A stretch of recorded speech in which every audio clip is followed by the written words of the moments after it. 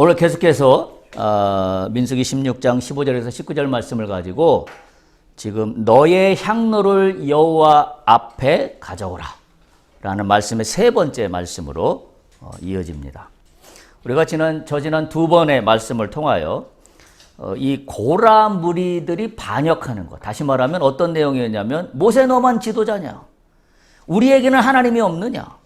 우리에게도 하나님이 함께 하는데 왜 너만 제사장으로 앞에 리더로 서 있고, 상대적으로 우리는 굉장히 하찮게 보이는 것에 대한 불만이 지금 하늘을 찌르고, 이것이 결국은 모세 리더십에 대한 반기를 들고, 이것이 결국은 하나님을 거슬리는 일로 지금 나가고 있는 이야기가 진행되고 있습니다. 그래서 우리가 지난 두 번에 걸쳐서 살펴본 가장 핵심적인 키워드는 뭐였냐면 영적 무지였습니다. 기억하시죠? 영적으로 무지하니까 내가 눈에 보이는 것만 봐요. 영적으로 무지하니까 내가 손에 잡히는 것만 보입니다. 우리가 세상을 살아가면서 내가 이해할 수 없고 내가 손에 잡히진 않지만, 그러나 내가 전혀 생각하지 않았던 일들이 벌어지는 게 세상 일의 다반사입니다. 영적으로 무지하면 이 일이 왜 나에게 일어났는지가 해석되지 않아요. 그러니까 오늘 이 다단과 아비람으로부터 시작된 이 고라 무리들의 이 반역의 이야기는 지금 자기들이 눈으로 보이는 것만 보면 맞아요. 어떤 면에서는 그게 팩트입니다. 왜냐하면 모세는 앞자리에 서 있고 자기들은 늘 뒤에 있거든요. 근데 모세에만 하나님이 있고 자기에게만 하나님이 없다 그러면 말을 안 하겠는데, 모세에게 하나님 있는 하나님이 나에게도 나의 하나님으로 있다라는 이야기예요. 근데 왜 나는 이렇게 있냐라는 거죠. 그 팩트만 놓고 보면 맞습니다. 어떤 면에서 오늘날 우리 사회를 휘감고 있는 이 아주 아이러니한 문제입니다. 소위 인권이라는 문제, 또는 공정하다는 문제, 공평하다는 문제를 영적인 눈으로 바라보지 못하니까 겉으로 드러난 현상만 가지고 이게 전부라고 이야기해서 편을 갈랍니다. 이게 오늘 우리 사회의 팽배해 있는 아주 심각한 문제입니다. 예전에 이런 사회가 있었나요? 예전도 우리가 우리의 역사를 한번 돌이켜 보세요.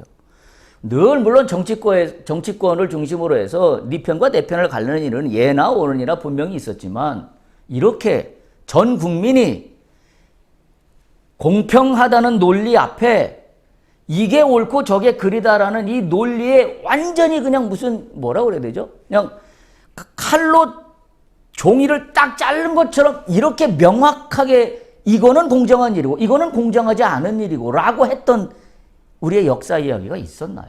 정치권 빼고 온 백성이. 저는 그래서 지금 말씀을 나누면서 갑자기 드는 생각이 그런 거예요. 영적 무지입니다. 왜?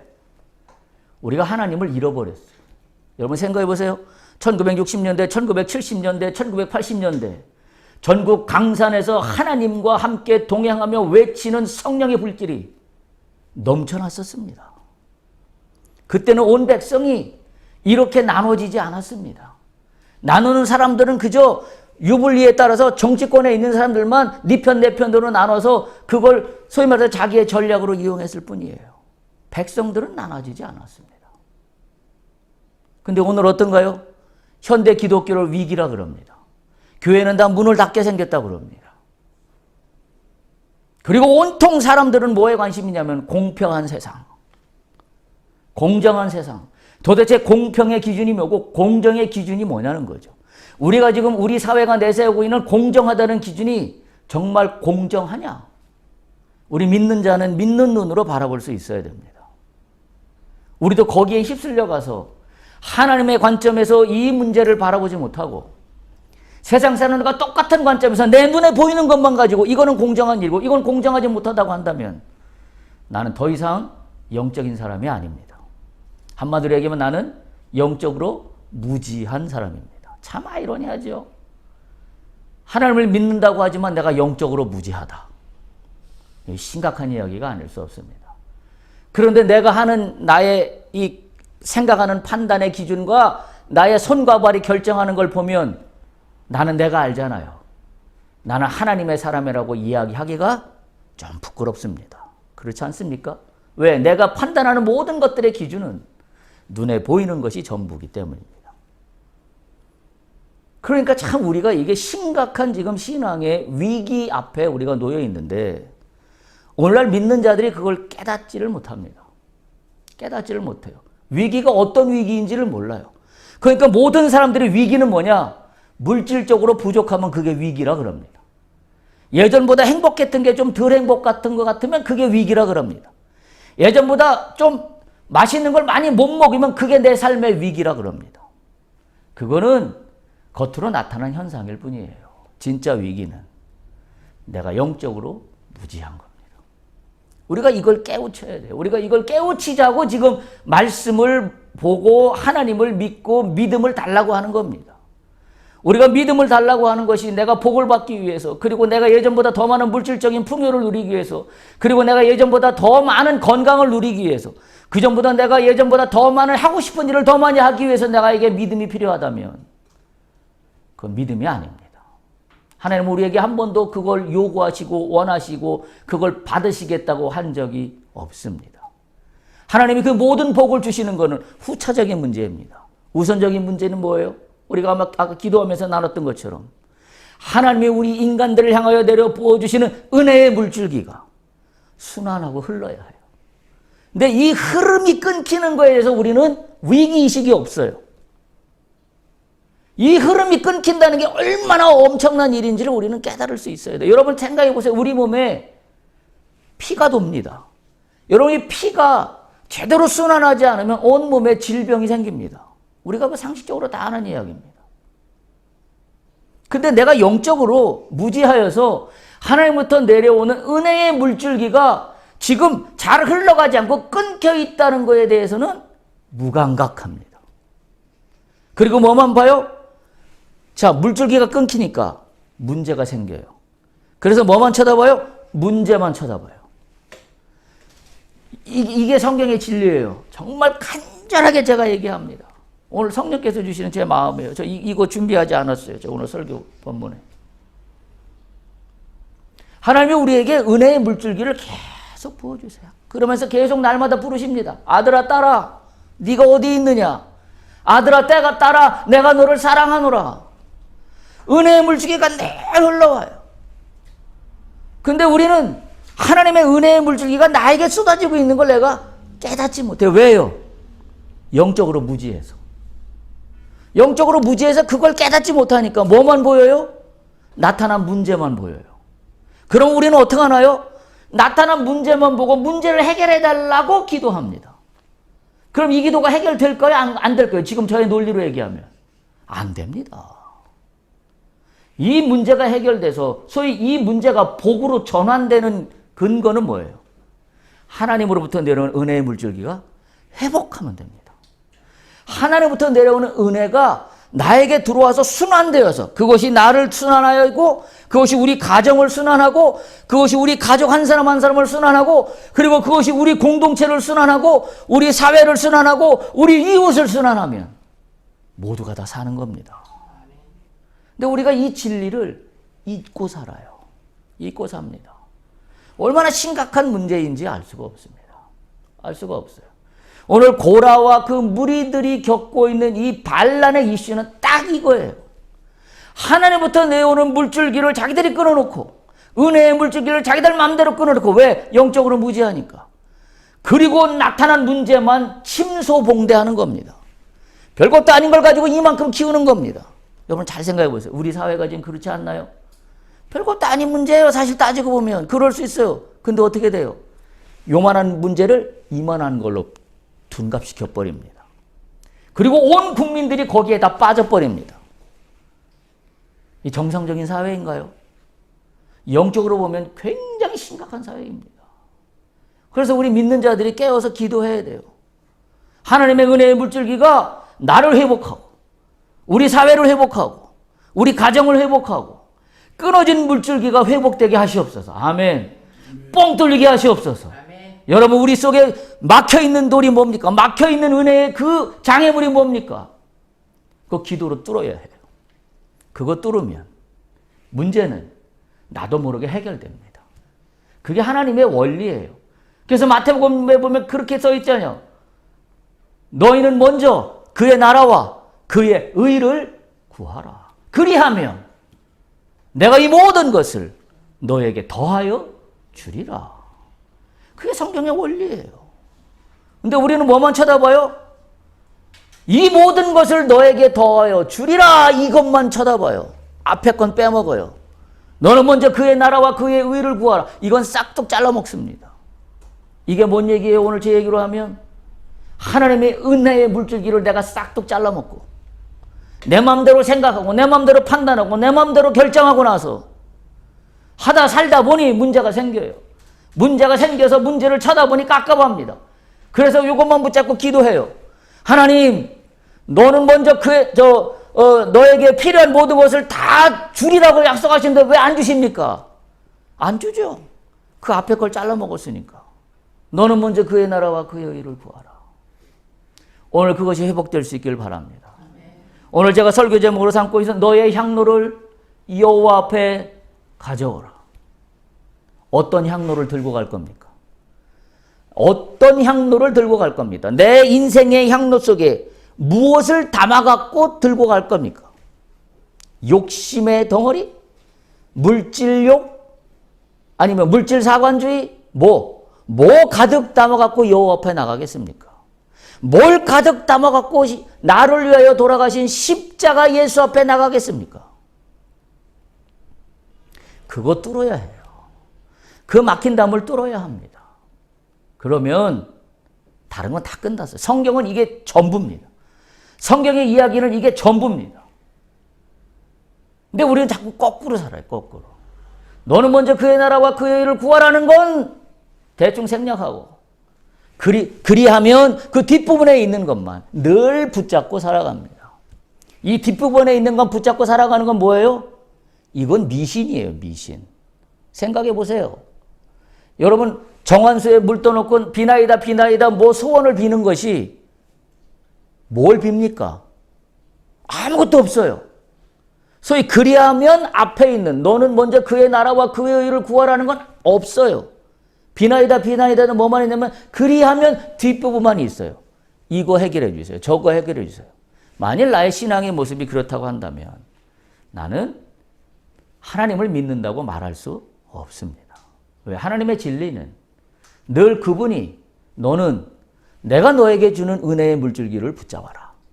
이것이 우선이다. 라고 늘 성경을 통하여 말씀하시는데 나는 이거는 제껴놓고 나에게 복 주는 것만 붙잡고 있으니 내 신앙은 미신덩어리입니다. 미신덩어리예요. 그러다 보니 뭐예요? 그러다 보니 이게 어떻게 돼요?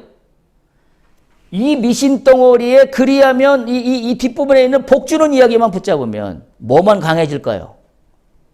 내 논리만 강해집니다. 내가 하고 싶은 것만 강해집니다. 반대로 그리하면 앞부분에 있는 너는 먼저 그의 나라와 그의 의를 구하라 하면 뭐가 강해질까요? 내 논리가 강해질까요? 아니겠죠. 하나님이 뭘 원하시나가 강해지겠죠. 그러니까 이게 성경의 논리가 기가 막힌 거예요. 우리가 세상을 살아가면서 문제를 해결하는 원리는 어디에 있냐? 하나님과 함께하는 데 있다는 거예요. 우리는 보통 상식으로는 세상을 살아가면서 문제가 생기면 문제를 해결하기 위해서 문제에 집중하면 그리고 문제를 해결하기 위해서는 어떤 전략만 잘 세우면 문제가 해결된다고 믿어요. 그럼 모든 사람이 여기에 집중합니다. 신앙의 사람은. 문제가 해결됐어요? 문제가 생겼어요? 산더미 같아요? 어찌할 바를 모르겠어요? 내 힘으로 아무것도 할 수 없을 것 같아요? 누구도 도와줄 사람이 없는 것 같아요? 아무것도 태산같이 보이는 그 어마어마한 문제 앞에 서 있습니다. 어떻게 해야 될까요? 우리는 이걸 쳐다보는 게 아니라 그리하면 앞에 있는 너는 먼저 그의 나라와 그의 의를 구하라. 이걸 쳐다보고 집중하는 게 신앙이에요. 그러면 먼저 너는 그의 나라와 그의 의를 구하라. 그리하면 이 문제는 해결됩니다. 이게 성경의 진리예요. 이게 성경의 원리예요. 오늘 고라와 그 무리들의 문제는 바로 이거예요. 영적으로 무지하니까 자기 논리가 강해졌어요. 자기 논리가 강해지니까 너는 먼저 그의 나라와 그의 의를 구하라. 하나님이 나에게 부어주시는 은혜의 물줄기는 관심이 없어져. 왜? 내 논리가 강해지니까. 그럼 어떻게 된다 그랬어요? 영적으로 무지함이 더 확장돼요. 자라나요. 이게 특성이에요. 여러분, 우리가 세상에서의 지식은 열심히 공부하면 그 지식이 커집니다. 넓이도 커지고 깊이도 깊어집니다. 하나님 나라의 지식은 어떻게 하면 커지고 깊어질까요? 문제는 간단해요. 세상에서 하는 공부와 다릅니다. 세상에서의 공부는 열심히 공부하면 지식이 커집니다. 근데 하나님 나라의 지식은 열심히 성경 공부하면 지식이 커지지 않습니다. 머리만 커집니다. 하나님 나라의 지식은 어떨 때 커지느냐? 성령의 도우심으로 하나님의 은혜의 물줄기가 나에게 있음을 깨달을 때, 그리고 그것이 날마다 나에게 솟구쳐 샘솟아 내가 늘 기쁨으로 감사로 화답할 때, 그때 하늘나라의 지식은 눈덩이처럼 커집니다. 굴리면 굴릴수록 커집니다. 이게 비밀이에요. 우리가 하나님 나라의 지식은 하나님을 만나야 커집니다. 세상의 지식은 공부 열심히 하면 커집니다. 하나 외울 거 2개 외우고 2개 외울 거 3개 외우면 커집니다. 하나님 나라의 지식은 하나님을 만나면 만날수록 커집니다. 성경 공부만 백날 해갖고 절대 커지지 않습니다. 머리만 커집니다. 그 대표적인 사람이 누구예요? 바리새인이잖아요. 바리새인. 우리 너무 잘 알고 있잖아요. 그들이 성경에 대한 율법적 지식으로 따지면 세계 탑입니다. 탑 클래스입니다. 근데 그들은 주님을 알지 못했습니다. 한마디로 뭐예요? 영적으로 무지한 겁니다. 이게 참 아이러니한 거예요. 성경을 많이 알면 영적으로 깨어 있어야 하는 게 세상적인 논리예요. 근데 성경을 많이 아는 것과 영적으로 깨어 있는 것은 일치하지 않습니다. 그게 바리새인이 그 증거를 보여주고 있어요. 그런데 오늘날 많은 그리스도인들도 그걸 따라가고 있어요. 하나님을 만날 생각은 하지 않습니다. 성령의 도우심과 성령의 외침을 들으려고 하진 않습니다. 먼저 그의 나라와 그의 의를 구하려고는 하지 않습니다. 그리고 성경 공부를 열심히 합니다. 그리고 각종 자격증을 취득합니다. 뭐 A 코스 자격증, B 코스 자격증, 알파 코스 자격증, 뭐 베타 코스 자격증, 뭐 감마 코스 자격증. 무슨 능력이 있나요, 거기에? 여기 지금 오늘 문제가 되고 있는 다단과 아비람은 성경을 몰랐을까요? 다단과 아비람은 율법을 안 들었을까요? 이들 날마다 예배 드린 사람들이에요. 날마다. 지금 광야를 걸어가고 있으면서 구름 기둥과 불 기둥에 하나님의 임재하심을 날마다 보는 사람이에요. 근데 영적으로 무지함에 있어요. 이 너무나 아이러니한 이야기입니다. 그게 오늘 나라고 생각되지 않습니까? 나는 늘 말로는 하나님의 은혜 가운데 산다고 이야기합니다. 그런데 속사를 나를 들여다보면 나는 하나님을 진짜 알지 못합니다. 왜요? 성령 체험을 하지 않아서. 왜 제가 이런 얘기를 하냐면 성령이 아니고서는 예수를 주라 시인할 수 없다라고 성경에 기록되어 있습니다. 내가 어떻게 성령으로 체험하지 아니하고 예수를 나의 주라고 고백할 수 있습니까? 그건 성경 공부를 통해서 지식으로 배워서 될 문제가 아니에요. 근데 우리는 그걸 지식으로 접근합니다. 그래서 성경을 한 번 읽는 것보다 2번 읽으면 나아지겠지. 2번 읽는 것보다 3권 읽으면 나아지. 온통 기독교인이 뭐에 빠져 있냐면 통독에 빠져 있어요. 나 1년에 몇 독한 사람이야 적어도. 뭔 상관이에요 그게. 물론 통독하는 게 나쁘다는 이야기만은 아니에요. 안 하는 것보다는 100번 낫죠. 그러나 통독하는 목적이 뭐냐는 거예요. 통독하는 목적이 뭐예요? 내가 몇 번 통독했다라는 숫자의 그 어떤 열매를 따기 위한 게 목적이 아니잖아요. 내가 성경을 통독하는 목적은 주님을 만나기 위해서예요. 주님을 만나기 위해서 통독하는 게 목적인데 통독하는 목적이 주님을 만나는 것이 우선이 아니라 내가 통독을 몇 번 했다라는 수료증이 목적이라고 한다면 무슨 의미가 있습니까 그게? 참으로 제가 지금 이 다단과 아비람의 이야기를 보면서 어쩌면 이렇게 오늘을 살고 있는 현대 그리스도인들 우리의 모습하고 똑같은가 하는 것이 계속 영적으로 주께서 저에게 말씀을 준비할 때마다 주시는 영적인 인사이트입니다. 우리가 어떻게 이렇게 무지하게 살아가고 있을까? 무지하게 살아가고 있을까? 그러니까 우리가 영적으로 몰랐네. 아이고 내가 잘 몰랐네. 라는 것으로 쉽게 넘어갈 문제가 아니라고 제가 말씀드렸습니다. 영적으로 그냥 몰랐네라고 넘어갈 문제가 아니라 이것은 생명의 문제예요. 생명의. 왜? 뚫어지느냐 뚫리지 않느냐의 문제잖아요. 너희는 먼저 그의 나라와 그의 의를 구하라. 그리하면 이 모든 것을 너에게 더하여 주시리라. 뚫어지는 겁니다. 이게 뚫어지느냐 뚫리지 않느냐의 핵심은 어디에 있어? 여기에 있잖아요. 너희는 먼저 그의 나라와 그의 의를 구하라. 그러니까 영적으로 무지하다는 문제는 내가 그거 잠깐 몰랐네 라고 넘어갈 간단한 문제가 아니라 내 인생의 문제가 뚫리냐 막히냐를 결정하는 분수령이라는 거예요. 그러니 이 영적으로 깨어있다는 게 얼마나 기가 막힌 축복인지 우리는 깨달아야 돼요. 영적으로 깨어있다는 게 축복이라는 걸 안다면 나는 먼저 내 하나님의 나라와 하나님의 의를 구하는데 내가 우선하겠다라는 결단이 있어야 돼요. 그 결단에 목숨을 걸어야 합니다. 생명을 걸어야 합니다. 생명을 걸어야 돼요. 제가 예고 하나 할게요. 다음 주에는 이거 말씀에 이어서 to be or not to be 말씀을 전할 겁니다. 죽느냐 사느냐. 계속 그렇게 흘러가고 있어요. 말씀이. 자, 다시 한번 강조합니다. 우리가 사느냐 죽느냐. 이것은 내가 하나님의 은혜의 물줄기를 붙잡느냐 못 붙잡느냐.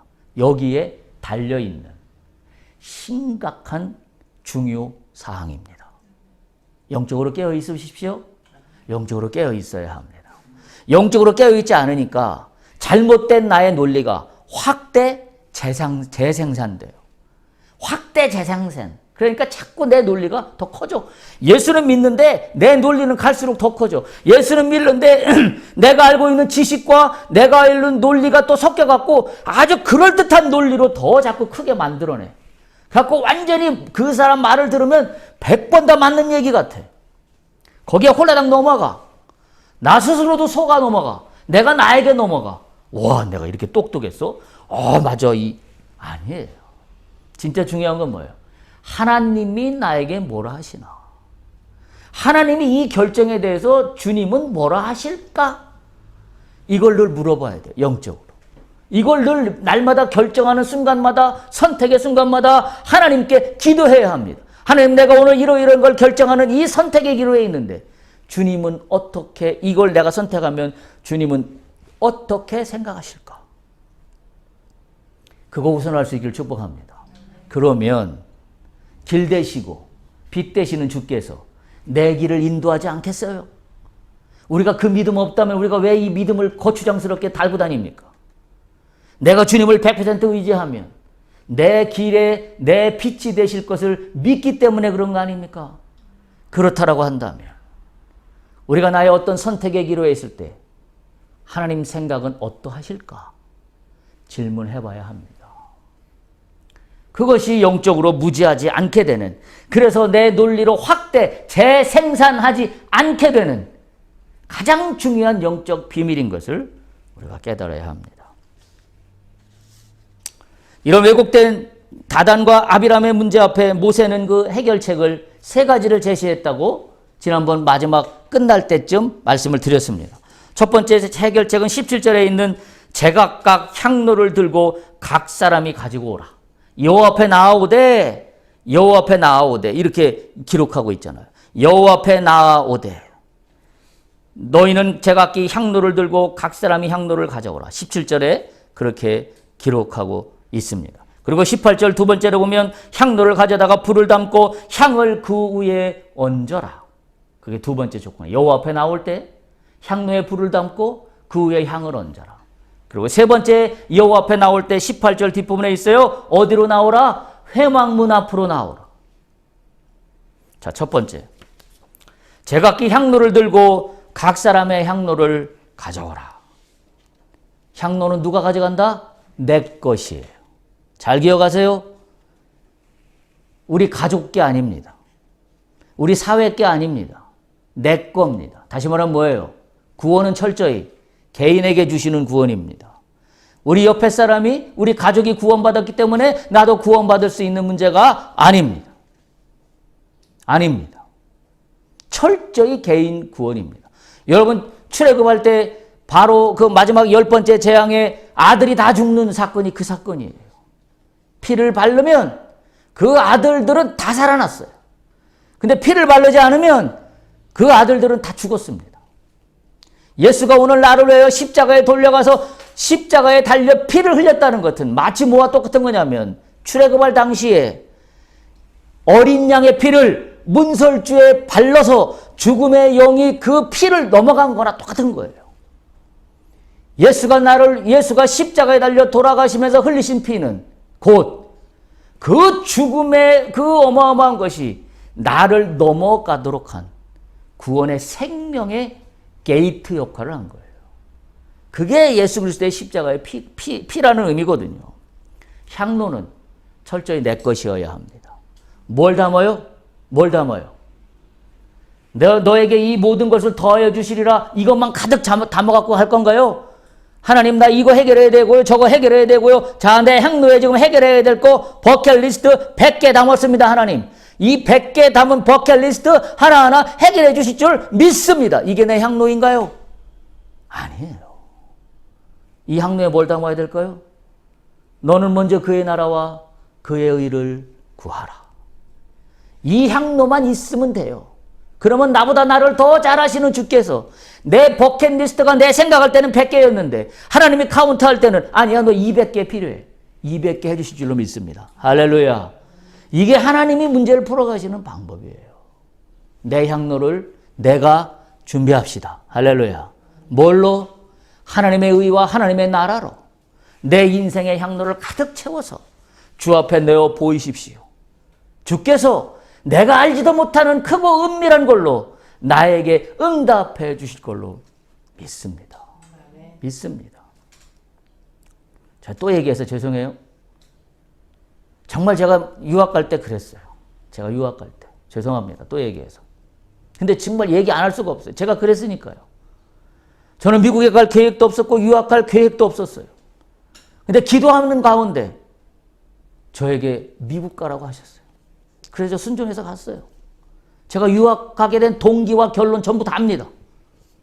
제가 한 번도 계획하고 준비하고 제가 토플을 준비하고 지맷을 준비하고 뭘 준비하고 해본 적이 없어요.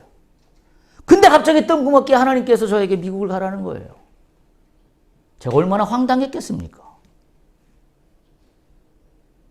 그때 제가 그랬던 것 같아요.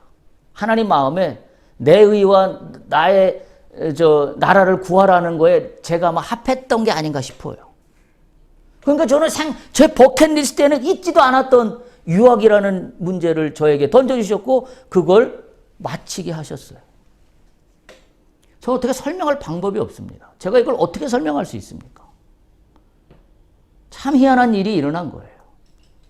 여러분에게도 여러분의 향로 속에 그의 나라와 그의 의를 가득 꽉 채워서 주 앞에 내어놓으면 주께서 나보다 더 잘하시는 주께서 은혜를 베풀어 주실 걸로 믿습니다. 그것이 은혜의 물줄기가 순환에 흘러가는 거예요. 하나님은 일하시는 거예요. 뭘 일하세요? 그분이 우리에게 베풀어 주시는 은혜와 사랑을 통해서 그분은 일을 하셔요. 나에게 사랑을 주시고 나에게 은혜를 주셔서 하나님이 나로 하여금 세상을 위하여 일하게 하고 이웃을 위하여 일하게 하고 나 자신을 위하여 일하게 하고 내 가족을 위하여 일하게 하시는 겁니다. 그 영적인 비밀을 깨닫는다면 내가 향로에 뭘 담아야 할지는 더 이상 이야기하면 잔소리에 불과합니다. 잔소리에 불과해요. 두 번째, 향로에 불을 담고 그 향을 그 위에 얹으렵니다. 향로를 가지고 나오는데 18절에 보면 향로에 뭘 먼저 담으라 그러면 불을 담고 그리고 그 위에 향을 얹어라. 여러분 하나님 앞에 나아갈 때 향로 속에 제일 먼저 채워야 될 게 뭐다? 불이다. 불입니다. 향로에 채워야 될 건 불입니다. 어떤 불? 나의 열정의 불? 아니에요. 하나님의 불. 하나님의 불. 하나님의 불입니다. 하나님의 불을 향로 안에 제일 먼저 넣어야 합니다. 불의 용도는 뭔가요? 불의 용도. 태우는 거잖아요. 뭐 어려울 거 없이. 불은 태우는 겁니다. 왜 불로 태울까요? 뭘 태울까요? 더럽고 추한 걸 태우는 겁니다. 죄를 태우는 겁니다. 더러운 것들을 태우는 거예요.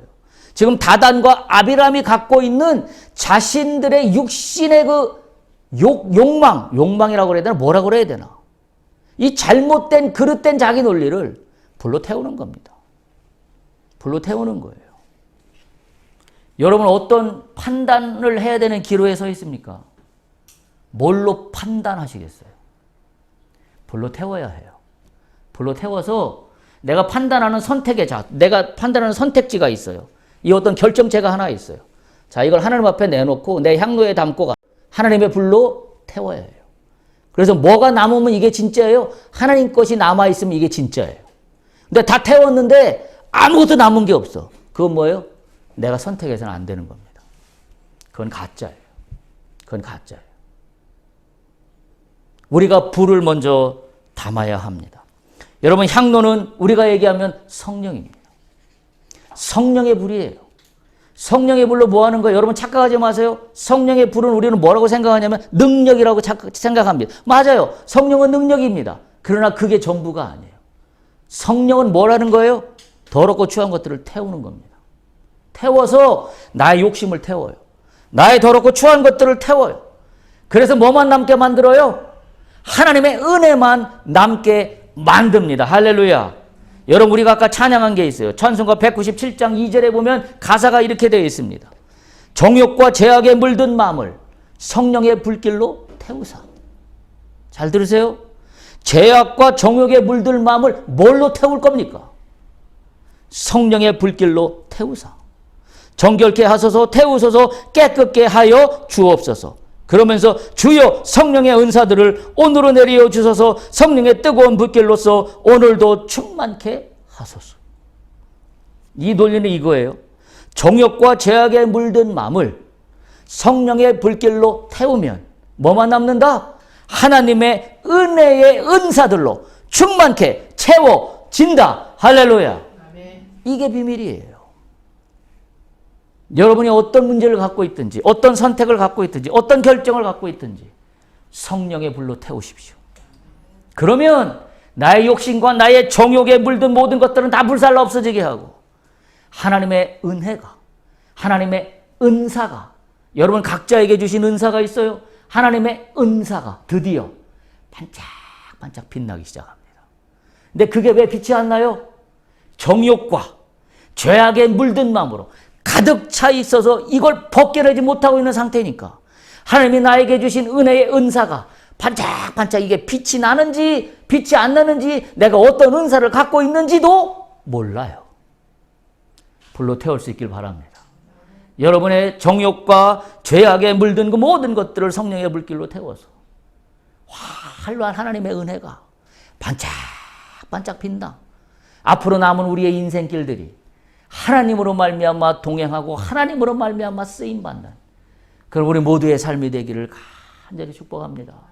우리 그렇게 해야 됩니다. 그렇게 되어야 됩니다. 성령의 불에 사로잡히면 예수를 만납니다. 예수를 만나면 성령의 불로 사로잡힙니다. 자, 그러니까 잘 보세요.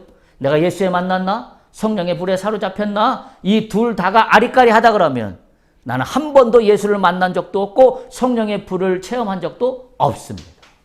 이건 확신이에요. 확증이에요. 예수를 만난 사람은 확증이 있어요. 확신이 있습니다. 성령의 불로 체험한 사람은 확증이 있어요. 확신이 있어요. 미적지근하지 않아요. 여러분 불이 미적지근한가요? 미적지근하지 않아요. 근데 나를 돌아보면 내가 성령을 받았던가? 내가 예수를 만났나? 라고 의심이 든다면 그렇게 생각하시면 돼요. 한 번도 예수를 만난 적도 없고 한 번도 성령의 불을 체험한 적도 없다.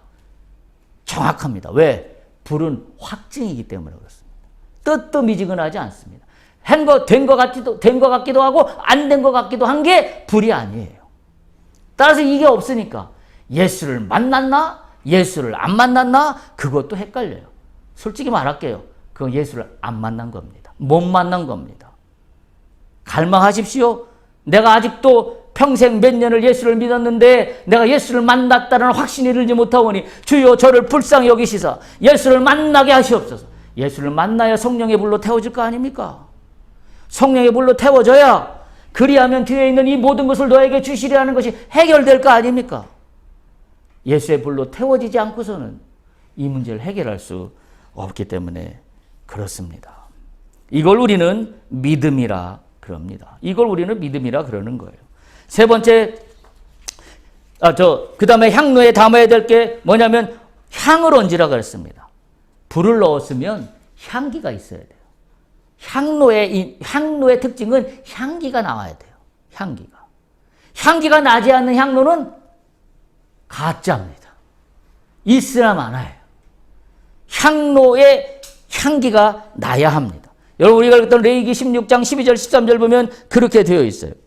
향로를 가져다가 여호와 앞 제단 위에서 피운 불을 그것에 채우고 또 곱게 간 향기로운 향을 그 두 손에 채워가지고 휘장 안에 들어가서 여호와 앞에서 분향하여 향연으로라고 이렇게 이야기하고 있어요. 향연이 뭐라면 향기의 구름, 향기의 연기라는 뜻이 이 향연이라는 말입니다. 이건 뭐냐면 하나님의 연기예요. 이 연기가 속죄소를 덮을 때 그 속죄소 안에 들어갔던 제사장이 죽지 않고 살아나와요. 왜냐하면 하나님을 보면 그때 당시에 모든 사람은 다 죽었습니다. 그래서 연기로 가리는 거예요. 그래서 향연으로 속죄소에 들어간 제사장을 보호하기 위해서 향연으로 하나님을 가리는 겁니다.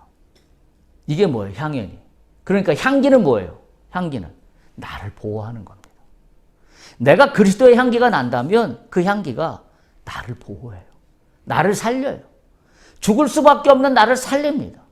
그 향기가 왜냐하면 모든 것들을 다 덮어요. 그리고 뭐만 남게 하냐면 하나님의 보호하심만 남게 해요.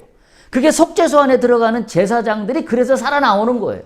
속죄소 안에 들어갔다가 죽지 않고 제사장이 살아나오잖아요. 구약성경은 그 기록이 굉장히 많이 나와 있습니다. 그래서 왜 그런 얘기도 있잖아요. 끈을 매달았다고 그랬잖아요. 그래서 이 제사장이 죽었나 살았나. 그게 향연이에요. 향로 안에 향기가 가득하면 어떤 향기? 여호와의 향기가 가득하면 그 인생은 아름답습니다. 그 인생은 꽃이 핍니다. 그 인생은 생명으로 솟아납니다. 그래서 그 인생은 나를 살릴 뿐만 아니라 세상을 구원합니다. 할렐루야. 그게 모세잖아요. 그게 모세잖아요. 지금 레위기에서 그 이야기를 하고 있는 겁니다. 성수 안에 이 향기와 연기가 가득하면 하나님의 은혜를 입는 겁니다. 하나님의 은혜를 입는 거예요. 내 힘이 아니라 성령의 은혜로 이 향기가 가득하게 되어 있는 겁니다.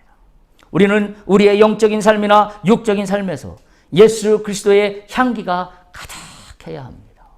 뭘로 어떻게 하면 가득해질까요? 성경을 백독하면 가득해질까요? 예수의 향기가? 아니에요. 성령을 만나야 돼요. 성령을 만나서 나의 더러운 정욕과 나의 죄악에 물든 나의 욕심이 태워지면 예수 그리스도의 향기가 가득 납니다. 여러분 인생을 통하여 여러분을 만나는 사람마다 아마 그런 고백이 나왔으면 얼마나 아름다울까요? 모든 사람이 우리를 만날 때마다 그렇게 얘기해요. 참 희한하네요. 뭔가 형제님을 만나고 뭔가 자매님을 만나면 기분이 좋아요. 뭔가 좋은 향이 나는 것 같아요. 뭔가 막 에너지가 솟는 것 같아요. 막 힘이 나는 것 같아요. 여러분 그런 사람이 되기를 축복합니다. 그게 왜 그래요? 예수 그리스도를 믿음으로 말미암아 성령께서 나의 더럽고 추한 욕망의 모든 것들을 태우사 하나님의 사랑과 하나님의 은혜의 향기가 발현되게 하기 때문입니다. 우리 모두가 그런 사람이 되기를 축복합니다. 그래야 내 버킷리스트에 나는 100개밖에 적지 않았지만 나보다 나를 더 잘 아시는 하나님께서 내 버킷리스트 100개가 아니라 하나님이 원하시는 버킷리스트 200개를 채워주시고도 남는다라는 사실이에요. 이게 영적인 비밀입니다. 이게 영적인 비밀이에요. 세 번째, 자, 세 가지 여호와 앞에 나올 때 가져 나와야 되는 것 중에 세 번째 마지막입니다. 향로의 향기를 가지고 채워서 나갈 곳은 어디라고요? 회막문입니다. 회막문이에요. 회막이라는 것은 뭘 상징하나요? 하나님이 임재하는 곳입니다. 회막문은 하나님이 임재하는 곳이에요. 여러분 그래서 이걸 잘 기억하세요. 지금 회막문 앞에 향로를 갖고 나오는 것은 뭐 때문에 갖고 나오는 거래요? 판단하려고. 어떤 게 진짜고 어떤 게 가짜인지.